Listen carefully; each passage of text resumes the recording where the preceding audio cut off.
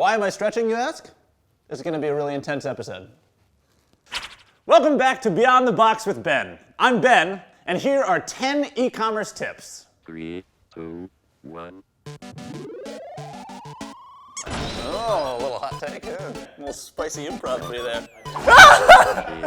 Wearing a jean jacket, excited to talk about tips. Tip number 1, have a product that you actually believe in. At the end of the day, you're going to be putting a lot of time and effort. Oh, I can't say at the end of the day anymore. I have said that so many times. Tip number 1, have a product that you care about that solves a problem that you're passionate about. Those two things, more than anything else in this video, will set you up for success. Because if you care about something, you'll put in the extra time and effort that's needed to take it to whatever level you want to get it to. At the end of the day. Also, your customers will feel the passion that you have for this product and whatever the solution is that you're creating. Tip number 2, if a tree falls in a forest and no one hears it, no one's around to see it, and no one's there, do trees fall? Oh God. Tip number 2, you can have the best product in the world, but if nobody sees it, then it doesn't even matter.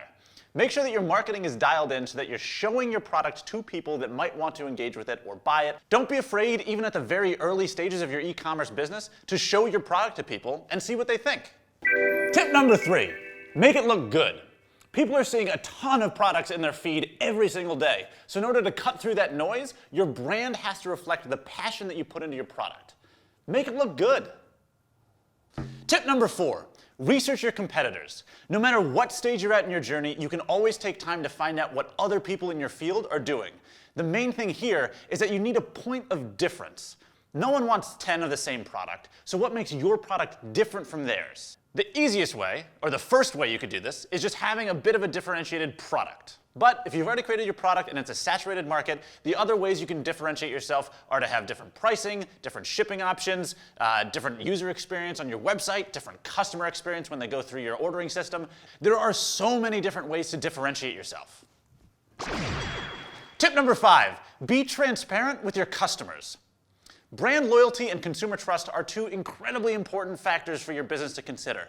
Trust is one of the hardest things to grow, and you can lose it overnight. Your brand reputation depends on the fact that your consumers trust you and trust what you're offering them.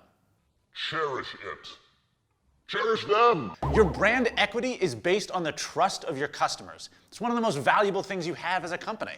On a really basic level, make sure that you're communicating with your customers in an open, two-way dialogue. Let them know where you're sourcing your materials from. Tell them what their packaging is made out of. Or even on a simpler scale, just reply to Instagram DMs. That trust is built very, very slowly and over a long period of time, but if you put in the work, it's well worth it. Tip number 6, learn about the Pareto principle. What is that? The Pareto principle states that 80% of consequences come from 20% of causes. Simply put, 80% of anything comes from 20% of the inputs. In your case, that means that 80% of your business is probably going to come from 20% of your customers. So how can you use that? Well, those are the most loyal customers you have. They're the ones who are going to be willing to provide you with referrals, which are a fantastic way of getting new business. 20% of those people really, really, really care about your business, and so you should enable them to share your product, share what you're doing, and make sure they can bring other people in with them. Easy ways to do referrals are having a referral program where if a friend signs up another friend, they get some sort of a benefit. Also, just make it easy to share your content on social media. If you have any sort of tag a friend or share this in your story kind of situation, those are great ways for those people to reach their audiences as well. Tip number 7, ship fast. That's it. Fast shipping is a really, really easy way to delight your customers. If your product gets to their doorstep quickly, that's one less thing they have to worry about. Tip number 8, brand your packaging. Promote your brand on your packaging. We know this is a bit of a shameless plug because we're in that business, but we're in that business for a reason. It's important. Think about your packaging as another place to promote your brand, because when your package arrives to your customer, other people are going to see it, most likely. They might share it on social media, and any chance you have to put your brand out there in front of more people is a great opportunity. The point is, packaging is a fantastic marketing tool. If your brand is on your packaging when it arrives to your customer at the end of the day, packaging is just another great marketing tool. If your brand is on your package when it arrives to your customer, they're probably not the only ones who are going to see it. Their friends might, their family might, and they might share it on social media. There's a lot of great ways to reach people if you just put your brand on your packaging. It's simple but effective. Trust us, we know. Tip number 9. What do you do when you're stuck in a rut? Look, it happens to all of us. At some point in time, you might lose sight of why you started this thing in the beginning. And there's a lot of different ways you can get out of it. But one of the easiest and simplest ways to do that is to go back and talk to your customers. Ask the people who have already bought your product or have already invested time or money into your company. See what they actually love about what you're doing. That'll give you that drive or the boost, or at least enable you to refocus on what it is you're actually doing that you care about. Tip number 10, put yourself in your customer's shoes. We say that, but what does that really mean? What does it really mean? Putting yourself in your customer's shoes means actually going through the experience of being your own customer. Buy a product. Go shop on your website. Would you shop there again? Did you enjoy it? Ask yourself those questions and then see what you can change to make sure that the answers are, yeah, I would shop there again, or yeah, I really enjoyed that experience. It's a simple tip and it seems silly, but you need to remind yourself that at the end of the day, if you You need to remind yourself that if you don't enjoy the experience of shopping at your store, why should anyone else? Make sure it's good for you. Hey! If you're noticing things about your own customer experience when you go and shop at your store that you don't like, those are things that you need to change. Because if you don't enjoy them, you can guarantee that your customers don't either. And now it's time for an Armchair FAQ.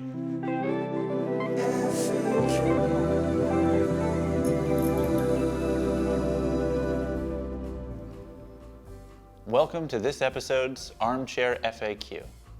Today's question, how do I use my water-activated tape and what surface is it best applied to?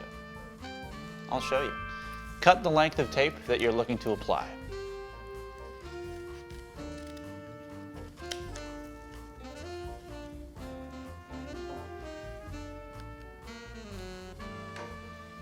Once you have your piece of tape, get a small sponge a little bit damp with some water and apply it to the back of the tape, the water-activated side.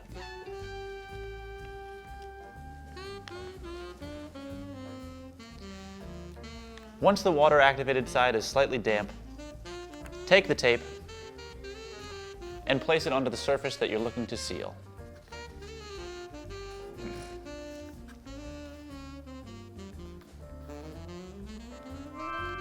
The water-activated tape will be applied best to surfaces that aren't glossy or shiny. In general, paper-based surfaces work the best. Thanks for sticking around for this episode's Armchair FAQ. Maybe you'll get one of these in the mail soon. See you around. Well, that wraps up this week's episode of Beyond the Box with Ben. As always, I've been Ben. Those are 10 tips for e-commerce businesses at any stage. Hope you enjoyed it. Make sure you tell your friends about us, like, subscribe, tweet about it, embed the tweet on your homepage. Make sure that people are clicking that embedded tweet. Send us the analytics data. Share it with those people as well. Make sure everybody's coming back and seeing more videos. At the end of the day, I can't keep doing that.